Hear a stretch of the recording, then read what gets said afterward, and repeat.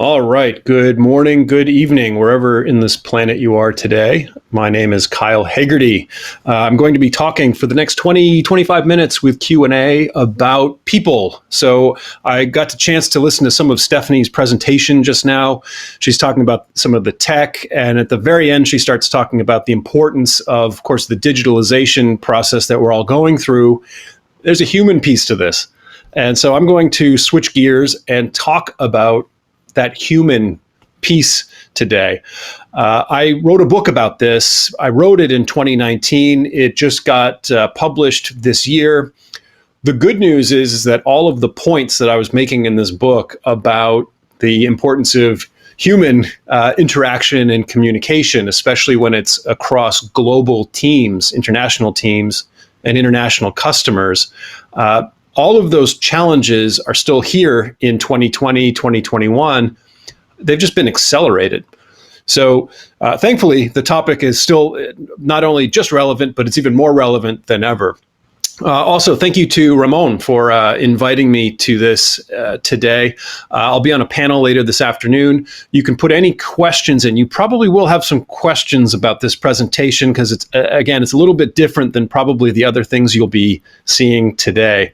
I guess I'll just start out by talking about what got me here.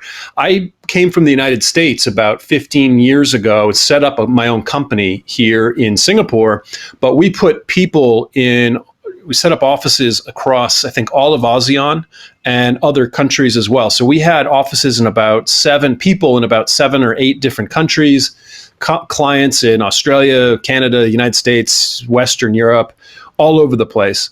And very quickly what I found was that communication, working styles were incredibly different at an individual level and also at a cultural level. And I made probably every mistake in the book. In fact, there's every mistake in this book that you can see and read about. For example, even just the basic stuff of giving somebody an instruction or giving somebody a coaching moment and how they interpret things differently and how you might interpret things differently. And it turns out that this stuff varies widely around the world. What I found was that organizations have gone global, but people have not. And so you end up with this situation where organizations expand very quickly, especially today with the digitalization. And all of a sudden, we now are responsible for those interactions and making these deals work, making these relationships work. Every mistake that I made, what I was noticing was that other companies, other people were making the same mistakes. They were having the same frustrations. Silos were building up in organizations. In some cases, mergers and acquisitions were collapsing entirely, or some companies' expansion plans into certain markets failed. So this wasn't just like $100,000 mistakes. This was mistakes now in the multiples of millions of dollars. Companies would put foreign leaders into these new markets, either directly or now virtually. And we bring our own working styles. We bring our own communication styles.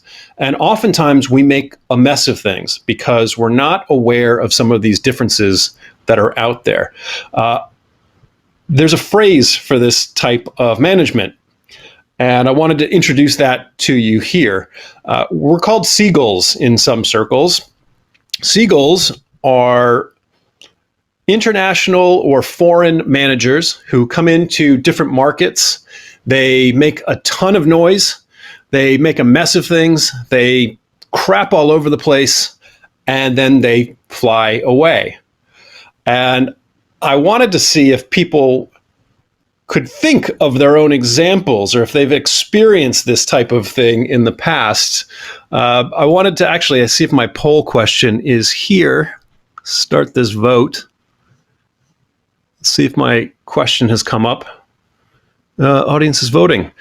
Have you ever experienced a seagull situation in your company or organization? Have you experienced this type of thing in the past where somebody, and again, I'm not here to pick on Americans necessarily or Westerners versus East. This is a problem that happens across regions all the time. So the Let's just see. Our poll question here is starting. Hopefully my question came through.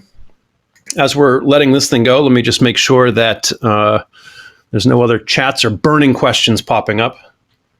And let me see if my question is here. We've still got some votes coming in. Question is have you ever experienced a type of Seagull problem in your organization or your business ecosystem? As of now, it looks like the polls are slowing down. I don't know if you can see this, but I'm at 50-50. Oh, here we go, 60-40. We've just kind of had a shift. I've been asking this question in organizations and groups over the last couple of months. Typically, the average is about 78% have experienced some type of Seagull problem. And what I was trying to do with this book is, let me just see if we can, hopefully this will work. What I wanted to do with this book was to help people get through this problem faster. In other words, if you find that you're working remotely, if you find that you're working with a bunch of different people who have different working styles, how can we do this faster? How can we overcome this? How can we build better relationships faster?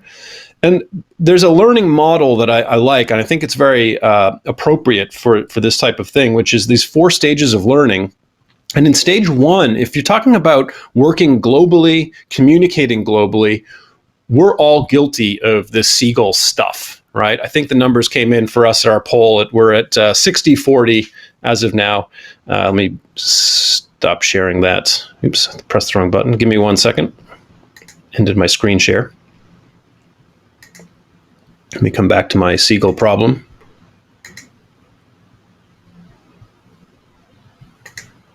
All right, back to our Seagulls here. So we've got 4 stages of learning how to do this. Stage 1 is you're a Seagull. Then you get to this phase where you realize actually you don't quite know what's going on. In a working situation, you might be giving guidance, you might be even building a business plan in a part of a region to find that it's not working the same way that things worked back in your hometown, right? It's this realization. That's a really important step that we're trying to get people to reach faster.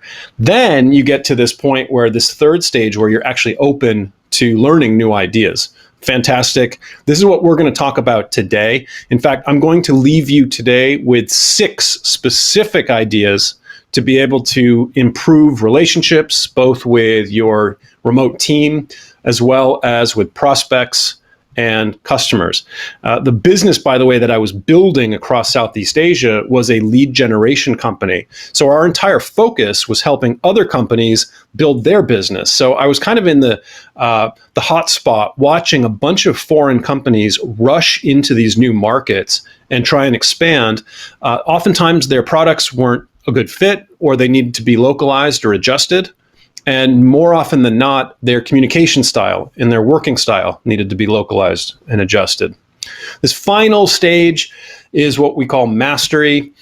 Very few people on this planet that I've ever met, I would say, would be experts at true global business communication. I found 1 or 2 individuals. I wrote a pretty in-depth case study on one of them in the book. I think that it's interesting to think about people that have jumped out to you who are really good at adapting to various situations, and what can we learn from that? And again, you can ask some questions along the way.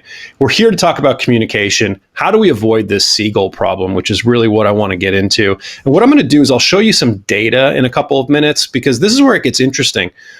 This is not a new problem. I'm not, the only one going through this. People have been having misunderstandings, miscommunication at a global level since travel began, since communication began. There are tons of projects that have gone out to study this stuff, to measure it. So I'm going to show you a couple of the results from that today. One of the big ideas I was grown up with is the golden rule, which is that you want to treat people the way you want to be treated. And I'm just double checking to make sure everybody can see my screen. Yes, they can. Fantastic. We want to treat people the way you want to be treated, right? That's the golden rule that goes back to the Bible. Fantastic. The problem is that the way I want to be treated might be very different than the way you want to be treated, that your colleagues want to be treated. So the first recommendation here, first big idea, is that we want to change this a little bit. Treat people the way they want to be treated. It's a simple change, but oftentimes it's tricky and it's hard to do. So I'll give you some examples about that in a minute. In the cross-cultural communication world, it's referred to as the platinum rule. So we've switched from the golden rule to the platinum rule, and we're going to try and figure this stuff out, right? And this is tricky because working styles, the stuff that I've been talking about, this stuff's hard because a lot of it's invisible. What are working styles? Well, what I'm talking about are things like how we communicate, how we lead teams, how we incentivize people, or how we incentivize groups, how we build relationships, how we sell stuff. You know, this stuff is all a little bit difficult to get our head around because it's hard to see it on a day-to-day, minute-to-minute basis, but it's always there. It's invisible. How do we manage our teams? How do we manage people? How do we manage our customers? How do we innovate? This is a mess of a year, and there's already some incredible innovation that's happening, but a lot of this is having to be done remotely. So these water cooler ideas are now virtual, right? So how does that happen? The good news is that this has been studied, and if you can measure it, you can begin to manage it. In other words, all of these things plus others vary considerably in different parts of the world. They vary considerably at an individual level. And so what we want to do is say, okay, let's take a look at what the data says as a starting point to be able to understand some of these differences. So what I want to do is look at this, but put it through a 2020 perspective, because now we're all distributed. And in many ways, it's like everything's just been amplified and accelerated. What I mean is, like, you don't get the same body language. Yeah, videos, okay, but you still don't see the nuance. You don't get the informal water cooler interactions unless you set them up. Hierarchies is a topic that I find fascinating. Hierarchies have been shattered. And so what does that mean for people that are used to being given very specific direction on a day-to-day basis when all of a sudden they're working from home or working remotely? There's all sorts of added stuff we have no idea about. As I've been doing this presentation, my bloody doorbell's been ringing for some reason and my helper's not around. Who knows, right? There's all sorts of stuff happening outside of the camera that we don't even really know about. Economic uncertainty, social isolation, there's so much more. This year has been a hot mess inside a dumpster fire, inside a train wreck, especially if you are an American tax-paying citizen who had to watch that whole election mess that we've gone through. The point is that this stuff isn't going away. It's just been accelerated. Okay, I've talked about how we can measure some of this data or these working styles. This is a framework I'm going to walk you through super quickly, and then we'll pivot over to a couple of ideas and we'll wrap.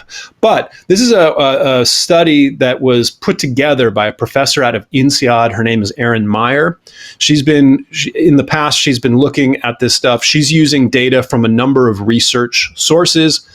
I like her stuff because I think she's done a good job putting a data visualization to it. What you're looking at here would be the first 4 areas that she's measuring. Communication. What is direct communication? There's some people, some cultures are more direct than others. Direct would be, Americans that kind of say what they mean. They mean what they say. The Dutch, a couple of countries, I'll show you in a minute some examples of that, versus the other side, which is more indirect. My lovely wife is from the UK. That is a more indirect communicating culture. When I gave her drafts of my chapters, my first draft, she would read them and say, this is interesting. And for anybody who works with British, you would know that that's interesting means that's not very good. You've got to start over again. You've got to learn how to read between the lines. This varies across the planet considerably. And if you put that into a working context, we've got to be on the lookout for this stuff all the time, especially if you're a team who have people from all these different parts of the world. But what I like about this data set that I'm about to show you is that what she's done is she's broken communication into different sections. So that turns out that there's people who actually give feedback in different ways. So you might think, okay, Americans are really direct, but wait a minute, we'll see what happens when Americans start giving feedback. I'll show you in a second what happens there. There are some parts of the world where feedback is just given directly, and sometimes it could be perceived as harsh. If you've ever had to give peer reviews or reviews and they get misinterpreted or it pisses people off, this can somehow sometimes give some guidance as to what's going on there. There's other parts of the world that are more indirect about it. There's teams that get led from an egalitarian standpoint versus ones that are much more hierarchical. What we found in 2020, as companies have had to go virtual, those with a stronger hierarchy struggled more, because in a hierarchical situation, just as the top-down situation on making decisions, this next one here, in both of these situations, you get people who are expecting to be told what to do on a day-to-day basis. That becomes a little bit more difficult if everybody is all of a sudden spread out working from home. A couple more. Don't worry, I'm showing you a bunch of stuff here. Don't worry too much about all the details. You'll visually see where we're going here in a second. This piece is really important, though. Trusting. How trust gets built varies not only at a international cultural level, but at an individual level. There are some people that are task-based versus relationship-based. What does that mean? Well, task-based cultures, in terms of building relationships or building trust, what that means is, I don't even necessarily need to like you, but if I think that you know what you're doing and you can get things done, we're going to work just fine. Versus other parts which say, look, we've got to get to know each other. This is going to be a longer process. I want to know you as a person before we start doing work. Nothing's right or wrong about any of these things, but they are different and they require adjustment depending on who you are in front of. And by the way, all of this data is like macro data. This gets controversial very quickly because it sounds like people might be stereotyping different parts of the world. This is macro data generalizations on working styles. Doesn't mean that everybody's going to fall into all of these characteristics at the same time. It's a starting point. How we disagree on things. Are we confrontational? Do we avoid confrontation? Do we show up on time? This is the bottom one, scheduling, or are we more flexible time? My biggest clients over the last 2 years have been German companies, Swiss companies, and Indian companies. Very different in terms of how the perception of time and what is on time means. Again, I'm not here to say anything's right or wrong. It just is. So let's put a couple of data points up here. I mentioned good old United States. So here is my fellow citizens, and just double checking, see if there's questions, which they're popping up. Good. I'll look at those questions shortly. Here is the United States. Here's what we're doing. We are zigging. We are zagging. The United States, I have this talk that I give to Americans, and the talk is titled, Why Americans Are So Confusing. There's a number of reasons for that. However, one is the top 2 lines that you're looking at. Communicating. We are very direct. We're very proud of how direct communicating we are. However, we become confusing when we give feedback. We all of a sudden go way into the middle and we start being more indirect, right? So, it's kind of an interesting one, but if you've grown up or worked with Americans, we often give feedback in the sandwich form, which means you say something nice, you give the feedback, and then you say something nice again. Fine, but if you're not used to that, you have to understand where the feedback exists in that sandwich. There's more offensive versions of that phrase. I won't go there now because it's almost lunchtime. You can see some other things here. So we're kind of in the middle, top down. Look at this, wildly task-based, incredibly task-based compared to other parts of the world. We hedge when we are dealing with confrontation. We're pretty much on time. Let me throw the good old Brits on up here. You'll see right off the bat, the Brits are more what's called high context. That's also indirect communication, okay? That is my lovely wife and her very soft feedback that my first chapter version was interesting. Okay, got to throw that out, start over again. not a problem. You can see the Brits are a little bit more in the middle, but we're not in the West. Let's check out what's Singapore, my adopted hometown here. Here is Singapore versus the United States.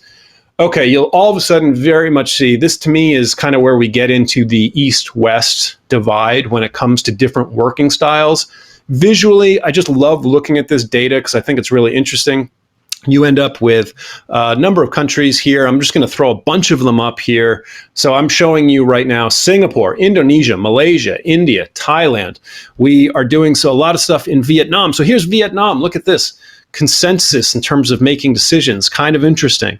What I like to do and what I recommend you think about doing is you can reach out to me if you want, or you can do this, figure out how to do it on your own, but you can pull data maps that map out your team or map out your clients. And this is a really good way to start a conversation. And I'm doing this in workshops, both face-to-face here in Singapore, but also virtually with teams saying, okay, guys, where are we? Where do we want to be? Where's the team on this? Where are you on this? Where am I? Have you come up with an example where there's been a communication misunderstanding? What happened? Does this help explain it? What could we do moving forward to be able to prevent that next time? And you can actually go line by line or to whichever ones you think are most relevant to start looking at how you can apply this data in this situation. Here's our friends from Australia. I think we had some Aussies I saw on here as well. So again, you get this kind of very clear East-West divide going on. And so what happens where Eastern countries start expanding into Western markets, or Western countries expanding into Eastern markets, is a lot of this clash happens at what I will call, a working style level. If you can start measuring this, which is what we're trying to do, then you can come up with ideas to how to manage it. So very quickly, here's a couple of ideas I'm going to leave you with, and I'm going to give you a link. You can actually download all of this stuff for yourself. And again, I cover all this in the book as well, but this is a simple assessment tool. You could do it for yourself. You could put your team through it. What I've done is I've taken some of those core data points that we just looked at, and I've just put it into a one-page document. Where are you? Where are your teammates? Think about yourself, because this is a lot of self-reflection, right? You've got to understand where you are before you start adjusting to other people's styles. So let's say you go through this. Fantastic. Everybody's got a clearer sense as to how they communicate. What do you do next? Communication contract. This thing has been wildly popular this year, especially as teams have been distributed all of a sudden. The world has changed. What's our agreement at an internal level? How are we going to agree to communicate moving forward? What technology are we going to use? How are we going to deal with time zones? What technology are we going to not use? How do we handle conflict? How do we hold ourselves accountable to things? How do we clarify? A lot of this is somewhat basic or simple, but it's incredibly important to get teams to sit down together, you can do this virtually, and build this stuff out. And so I found that people seem to be using these in various ways, but I would highly recommend, if you are responsible for a team, and if there is any misunderstandings, or if you are switching more to a permanent remote situation, if it's a hybrid situation moving forward, these are a really good exercise to go through. Probably it'll take an hour of your life to work through it, maybe longer with homework, but it's a really useful thing to do.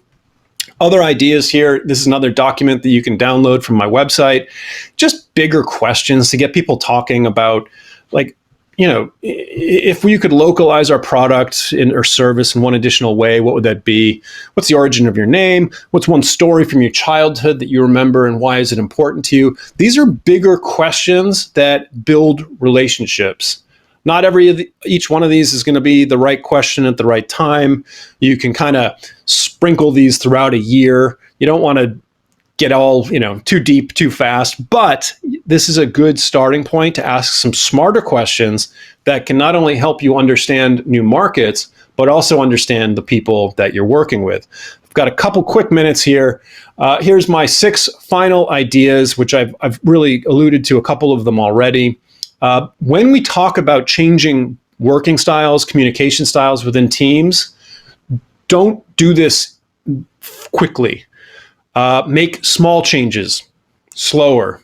I know that sounds counterintuitive in this age of everything speeding up. Slow down when you're making these types of changes. Pick up the phone to solve problems. My God, email is incredibly dangerous. Email is incredibly dangerous because it does not convey tone. It does not oftentimes convey some of the nuance that I pointed out in these examples earlier. Be very careful about that. Typically, if there's an issue, any type of misunderstanding, pick up the phone and then email the summary afterwards. I know that sounds simple, but if people did that more, you'd save a ton of time. Use this data. I'm a big fan of also individual data as well. Go for that. And if you want, I can point you in some directions for behavioral profiling. The communications contract that I'd mentioned, asking better questions, that document that I had given you. Finally, read the book. This book is deliberately written to be just fun and easy to read. There's so many cross-cultural books out there that show this data, and it's incredibly dry. It's incredibly academic and boring. I wanted to just put this into a way that you could almost read and understand like it was a conversation at a bar. A friend of mine or somebody, I don't know who, somebody sent this photo. This is probably the best way I would recommend to read this book. My contact details, if you want to talk, this is my email address. If you want to download those documents that I had showed you earlier, those 3 that I had showed you, I can't give you the data, but you can reach out to me if you want a customized thing turned in. leadershipnomad.com/business nomad. This is not publicly listed on my website, so you've got to do the /business nomad. That's where you can download this stuff. That link is also listed on the back of the book. My time is almost up, so I will see if there's any questions. And there's a question here. Let's see. Is it possible to create a company culture that is different from a country stereotype? Okay, so let's be careful about stereotypes. And I typically, when I have more time, I clarify this a little bit more. Stereotypes can be very dangerous. They can corner us. Is it possible to create a company culture that is different from a country stereotype? Maybe we'll call it a country generalization. The answer is 100% yes. Large organizations, you can tell, I think their company culture in many ways trumps some of the local culture. In sometimes that's a good way. In some cases, that's not a good thing.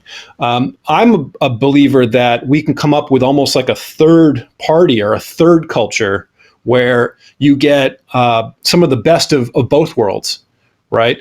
And so we did this exercise with a team just last week, and they were trying to move away from a lot of the data points. It's a U.S. company expanding across Southeast Asia.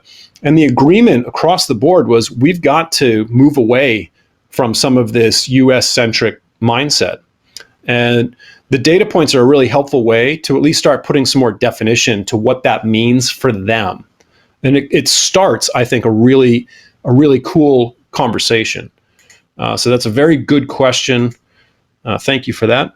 Let's see, Florida. Excellent. Any other questions? I think we've got another minute or so before they kick me out of here. Another question. Will the east-west gap in the feedback section ever close? Very good question. I think what we are seeing at a business level is, in some ways, a blending of this. The problem is, here in 2020, under pressure, as things speed up, as things go more digital, so in other words, we're going to have this conversation on Zoom, we're a press of the button away. Under pressure, individuals tend to become more of the traits that I've just shown you. In other words, if you are direct about how you give feedback, under pressure, you tend to be even more direct. Same goes for the opposite. If you are indirect or avoid confrontation, under pressure, you tend to get more quiet and you tend to seek solve problems in more of a back channel type of way. In a speed kind of distributed situation, those two responses can get misinterpreted very quickly. The direct person gets more direct, the indirect person gets more indirect. They repel one another, and you end up with these silos. And this is one of the most common problems that happens within distributed teams. It happens face-to-face as well. But this is a really good way to kind of stop things in its track before they become real problems. So it's a great question. Is it going to get better? Look, I don't know. I'm not going to sit back and wait for things to get better. I wrote this book because I wasn't seeing things get better. The problems that I encountered 15 years ago, 10 years ago, are exactly the same now. And so that's why I felt like, okay, let's at least start getting this conversation out there to have to get in there. Another question, what is the optimum language type between two cultures? It's interesting. I don't spend a lot of time talking about specific language because a lot of times people, I think, use language as an excuse. Oh, there's a language barrier issue. The issues that have come up, the data suggests that expat relationships where there are two languages involved, in some cases are easier to manage because language difficulties makes people more aware that they have to be more careful compared to, say, the United States and the UK. The United States and the UK have the highest failure rate of expat assignments out of any two countries on the planet. And that's at a percentage base, not per capita. So in other words, more people, more Americans or vice versa, go across the pond, and they think, because the language is the same, they think all the other stuff's the same. All of these invisible things that I've been pointing out today. Whereas if you are an American and you go to Vietnam, or if you go to Japan, you know right off the bat things are different. Your defenses are up. You're actually more careful about it. There have been arguments that suggest that the future kind of language of business isn't necessarily English, it's bad English, meaning it's like simplified English. As long as people are crystal clear, not only with the words being said, but the underlying intentions, that's where teams start succeeding. So you've got to be, this is the stuff that we work with. I highly recommend, again, if there's one recommendation, it's play around with those communication contracts just to see what your teammates have to say about, what do they want to agree to and what are the rules and the norms.